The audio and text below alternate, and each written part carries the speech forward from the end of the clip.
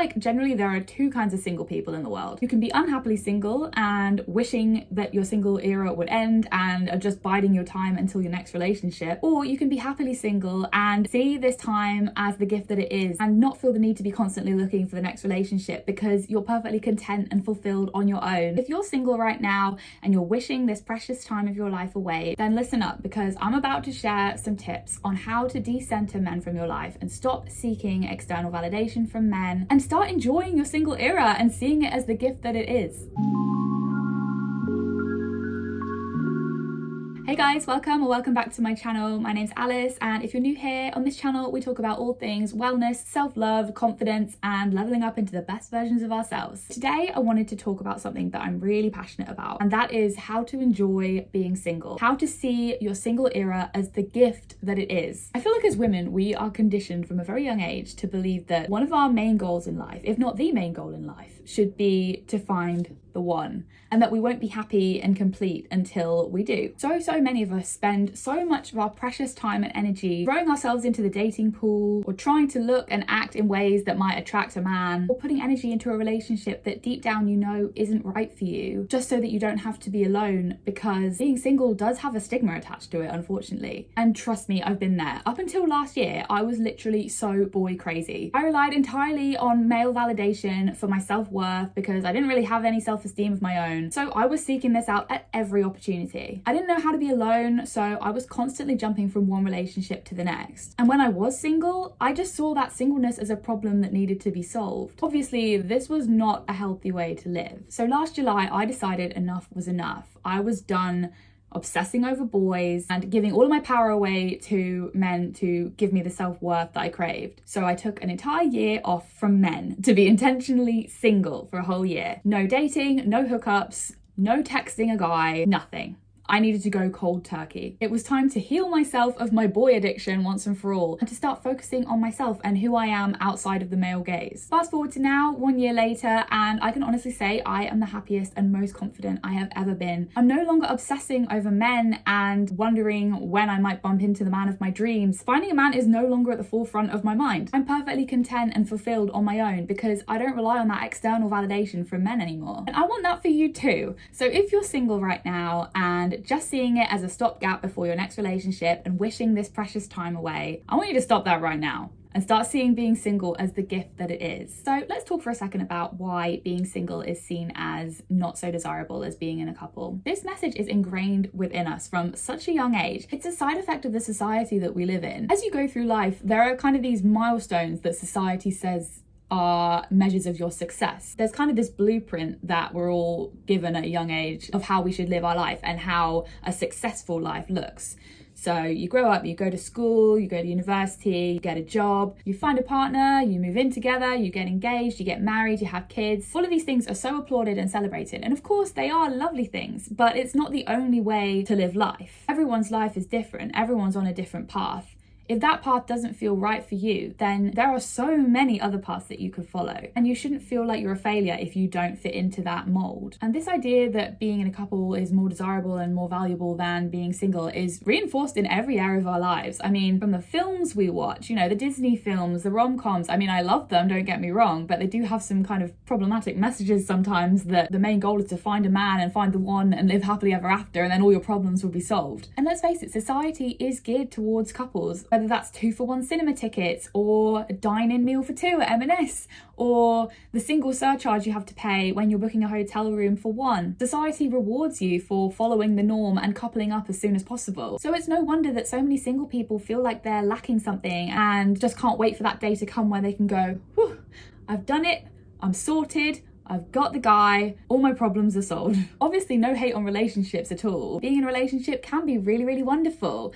But I just wanted to make this video to say that being single can be equally as wonderful, and it's wonderful in different ways. There is so much power in being content and fulfilled on your own as you are, and there's so much growth that happens when you're in your single period. So if you're single right now and you're struggling with that, I want to give you some tips right now on how you can start to enjoy being single and really thrive in this time. Number one, Get really honest with yourself and your needs. Get a journal and write down why you think you want a relationship right now. Is it because you're feeling lonely? Is it because you're craving intimacy or validation? Once you've identified the reasons you're seeking a relationship, on the opposite page of the journal, write down how you can give that to yourself or where that already exists in your life. For me personally, I think the reason why I was craving a relationship was because I was really craving that intimacy and closeness that we're taught you can only get from romantic love. But romantic love is not the only form of love out there. I mean, we are conditioned to think that it's the most important one, but there is so much love all around you, whether that's your friends, your family, your community, and most importantly, yourself. Number 2, stop comparing yourself to couples. It can be so easy to fall into this trap. Like even now, a year on, I do notice sometimes when I see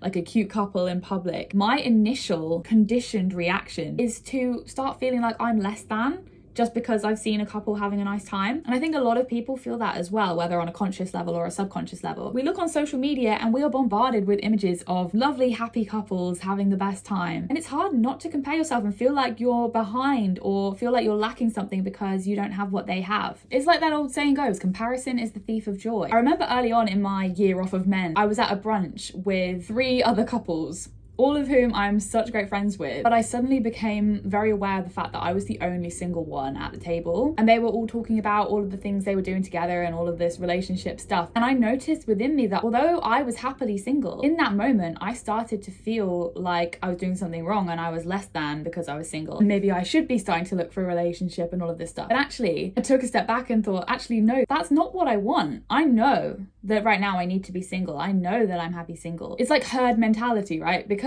I was surrounded by couples, I felt like I should be conforming and doing the same thing as them. So that is just something to bear in mind the next time you are feeling like you should be getting into a relationship. Is that what you really want? Or is it just because that's what everyone else around you is doing, so you feel like you should be doing it as well? I think it's important to remember that not everything you see on social media and not everything that a couple presents out in public is the true story. You don't know what's going on behind closed doors. It might not be as rosy as they're portraying. And although there are loads of happy couples out there are a considerable number of couples that aren't right for each other. And this sounds kind of like morbid to think of, but a lot of the couples that you see out in public or whatever, they're not going to stay together forever. They might do, but there's also a decent chance that they won't. So don't compare yourself to couples because you're on your own timeline. You don't have to be doing the exact same thing as the people you see around you. That most likely will come to you later if that's what you want, but it will come in perfect timing. Where you are right now is exactly where you're supposed to be. This time being single was given to you for a reason. There's a lesson to be learned, there's growth that needs to be done, and so this time doesn't need to be wished away. So yeah, resist the urge to compare yourself to couples. They're on their own timeline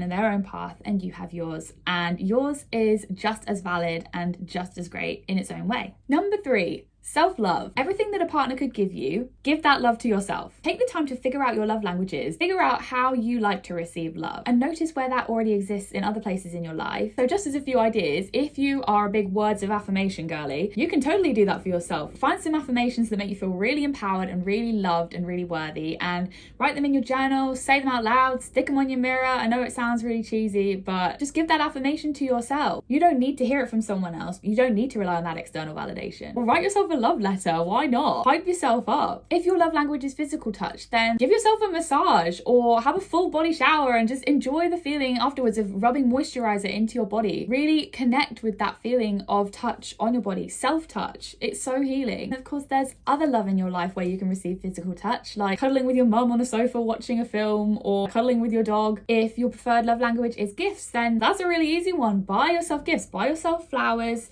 Treat yourself to a lovely dinner. Tonight I am making a full-on vegetarian lasagna just for myself because why not? You deserve to be treated and you don't need someone else to do that for you. You can treat yourself. If your preferred love language is acts of service, do things that your future self will thank you for, like meal prep or tidying your space or working out and moving your body because you know it will make you feel good. And finally, if you're a big fan of quality time as your love language, then schedule in some time for yourself, uninterrupted time just with yourself to do the things that bring you joy and make you feel good. Or just do nothing and relax. Just make that time to slow down and check in with yourself and give yourself that quality time and attention. Number 4, I think it's 4. Start getting comfortable with doing things alone. Start taking yourself out on solo dates. It is such a game changer and it feels so empowering to know that you don't need to wait for anyone else to become available for you to go out and do something. I feel like so many of us are held back by that, like wanting to try something new or wanting to go on a certain holiday, but waiting until you're in a relationship to go on that holiday. There is so much power in not relying on anyone else to go out and do something with. Just learning to enjoy your own company, be your own best friend, and just start really hanging out with yourself and seeing yourself as someone who is worthy of hanging out with. Yes, it's fun to do things with other people, but also it can be so fun to do stuff by yourself. I have a whole other video all about solo dates and why it's so important to spend time by yourself. So I won't go into it in too much detail here, but getting comfortable with being on your own and going out and doing things that you love all by yourself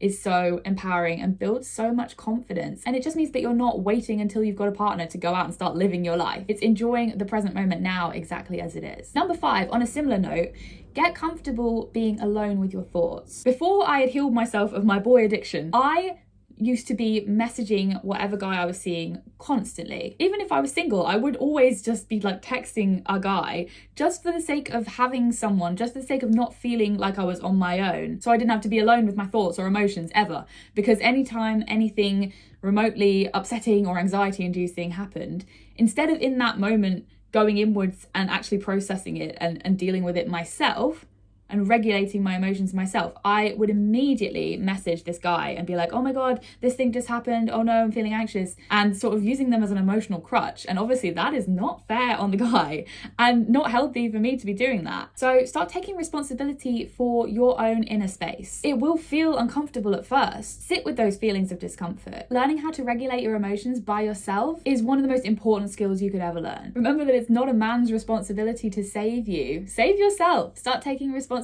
for your own happiness and peace, because it does come from within. Number 6, we've already touched on this, but invest time into your other relationships in your life. Make your life feel so full that there's not even room for a guy. Make plans with that friend that you've not seen for a while that you've been thinking about. Go and spend some time with your family, or start going on your own to places and doing things that you love, and you will naturally attract the kind of people that you want to be friends with. You'll start to attract that community. When you're single and you go places on your own, you have to put yourself out there more. Naturally, you've got to make the effort and introduce yourself to new people. Whereas I think sometimes in a relationship there is a tendency to just sort of at parties or whatever just kind of stick to your partner and just gravitate towards them, and there's less of a need to put yourself out there and start meeting new people because it feels more comfortable and feels easier to just hang out with your boyfriend. Being single forces you out of your comfort zone and you get to meet some really awesome people that you might not necessarily have gone up to if you'd have been there with your partner. And all of those relationships are so valuable and so fulfilling, and it just makes your life a more like rounded and rich experience than just having a boyfriend or just looking for a boyfriend. It just makes you more of like a rounded out individual and makes your life feel fuller. And then finally, some mindset tips. Start romanticizing being single. The feeling of waking up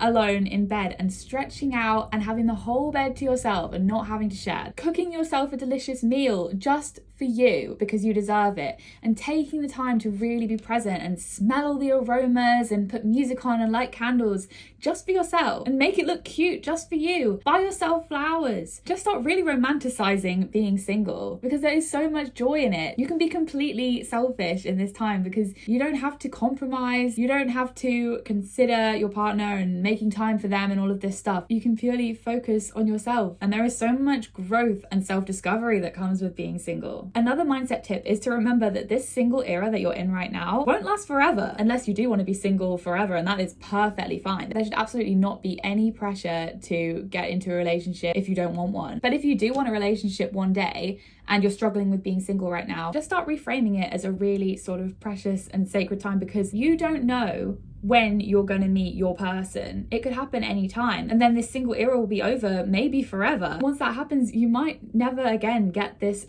time for yourself, this time where you can be completely selfish with your time and your energy. So with that mindset, it just helps you to enjoy each moment of your single era and not wish it away, because it's something that shouldn't be taken for granted, because it won't last forever. And then one day in the future, you'll look back on this time so fondly. You'll miss it when it's gone. You'll miss that ability to just be completely selfish and have proper alone time, because one day, you know, you might have kids, a family, a husband, a dog, all of these other responsibilities and other people that you need to take care of, whereas now you have no ties, you're free, and you never know when that freedom's going to be taken away. So stop being in such a rush to end this single era and get into your next relationship. And finally, Be compassionate with yourself. If you are struggling with being single, just remember that it's normal. It is just a result of the society that we live in, where we are conditioned to think that we should always be striving to get coupled up as fast as we can. And feeling lonely is normal, especially when you're first starting out with putting these things I've talked about today into practice. So as you're working on these things, don't be too hard on yourself. Don't beat yourself up if you do still feel lonely and you do still find yourself wishing you were in a relationship. Just remember that feelings are temporary and it will pass. And the more you work on these things that I've talked about today, the easier it will get, and the more empowered and more confident you will feel. You're going to grow so much and you'll be so proud of yourself, because when you get to that place when you are not relying on male validation and you don't feel the need to constantly be looking for the next relationship, there is so much power in that, and you deserve to feel whole and complete and worthy exactly as you are, without a boyfriend, without a partner. Right now, you in your single era, you are enough exactly as you are, and you're exactly where you need to be. So yeah, that's my advice on how to start enjoying your single era and decentering men from your life. I hope you found this helpful, and if you are single right now, leave me a comment down below. How do you feel about it? What is your mindset around being single? I'd love to know. If you enjoyed this video, please do give it a thumbs up and subscribe to my channel if you'd like to see more videos from me on all things self-love and confidence. Thank you guys so much for watching. I'll see you in the next one.